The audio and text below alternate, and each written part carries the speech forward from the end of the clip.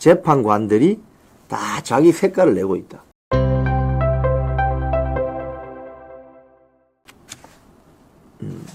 이런 겁니다. 자, 그 다음에 중앙일보 기사 한번 보죠. 재판관 3명 가능성 보였다. 중앙일보. 재판관 3명 가능성 보였다. 윤석열 대통령 기각, 기대감 휩싸인 여당. 여기 내용을 보면 4대4 기각도 가능하다. 뭐 이런 주장을 합니다.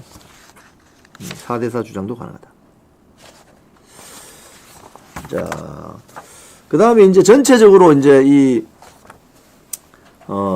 한덕수 총리에 대한 탄핵 심판 그림을 보셨으니까 이제 강론으로 들어가서 민주당의 어떤 입장, 재판관들의 어떤 동향 이런 걸 한번 보시죠. 자, 더 퍼블릭 기사입니다.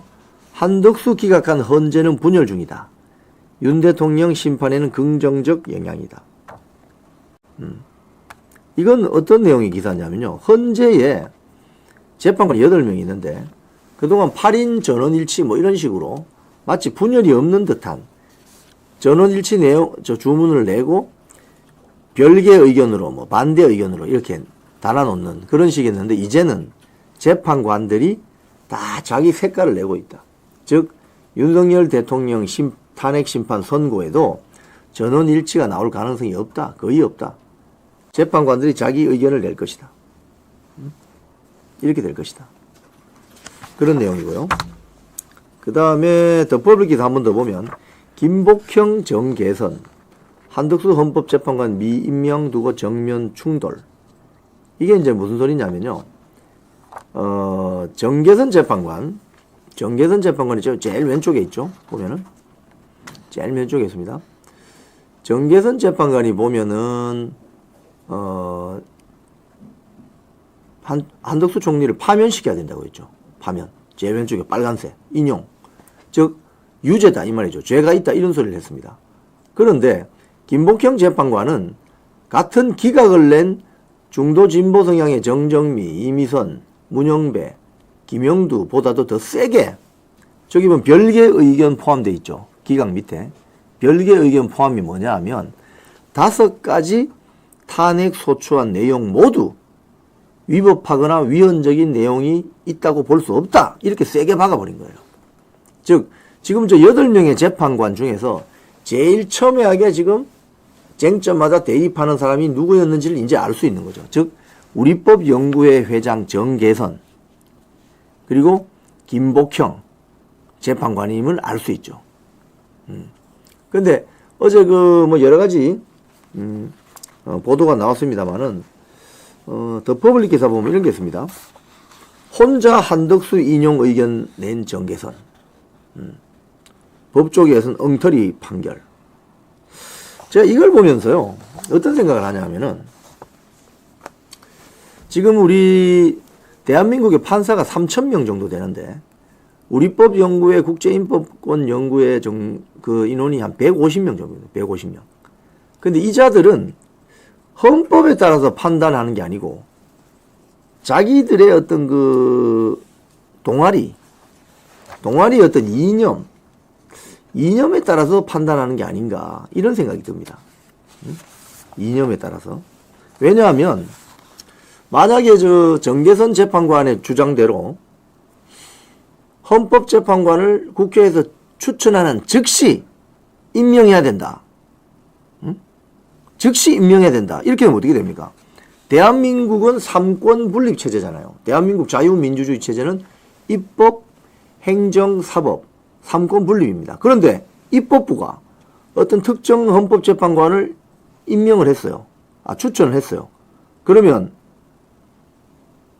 행정부의 수반인 대통령이 국회가 추천하는 즉시 바로 임명한다? 근데 그건 대통령이 결정해서 할 수는 있죠. 그런데 입법부가 추천하는 즉시 임명해야 된다라고 해석하면 그거 어떻게 됩니까? 입법부가 행정부의 인사권을 침해하게 되는 겁니다. 여기서 어떤 냄새가 나느냐? 저는 개인적으로 여기서 어떤 냄새를 느끼느냐? 이 전체주의적 사고관을 가지고 있구나. 즉 입법부, 소위 말해서 전체주의 공산당 체제 일당 독재 국가에서는요. 입법부가 별 의미가 없습니다. 거기 지금 뭐 우리 솔직히 말해서 한국의 뭐 우리 대한민국 국회의원들이 한중의원연맹 만들어서 뭐 친목 따지고 있죠. 중국에 지금 뭐 솔직히 우리가 지금 직접 선거, 비밀 선거, 보통 선거, 일반 선거에서 뽑는 국회의원 같은 국회의원이 중국에 있어요? 없어요, 거기는. 거기는 공산당, 중앙당이 최고입니다. 그러니까 전체주의 국가에서는 소위 말해서 당이 결정해서 지령을 내리면 다 따르게 돼 있습니다. 이런 사고가 묻어 있는 거 아닌가? 이게 바로 우리법 연구회 아닌가? 이런 게 바로 국제인권법 연구회 아닌가? 이런 냄새가 난다는 거예요. 즉, 입법부가 추천하는 즉시 행정부 수반인 대통령이 바로 임명해야 된다? 이건 묻지마 임명이잖아요. 묻지마.